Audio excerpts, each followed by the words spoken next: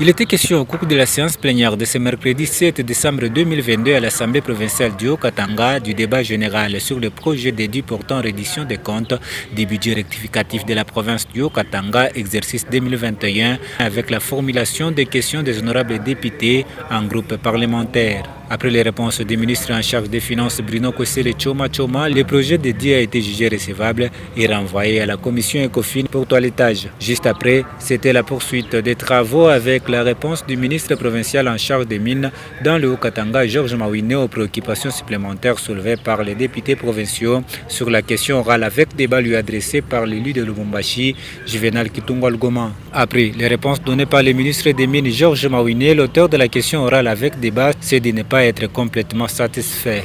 Je ne suis pas complètement satisfait.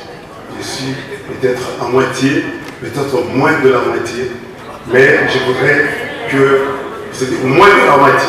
Au sortir de la salle de plénière, Georges Mawine s'est résumé en ces termes. Vous savez vous-même que le secteur des mines est une matière concurrente en ce qui concerne la gestion en province. J'ai donné des réponses qui sont ce que je constate sur le terrain. C'est aux honorables députés d'en tirer les conséquences. Quant à moi, j'ai fait part de membres du gouvernement. J'ai donné la position de mon secteur sur tout ce qu'on fait aux mines parce qu'il n'y a rien à cacher.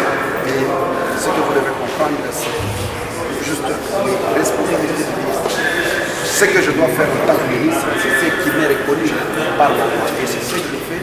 Et en ce qui concerne l'organisation, voilà les réponses que j'ai données. Pour moi, c'est un exercice démocratique.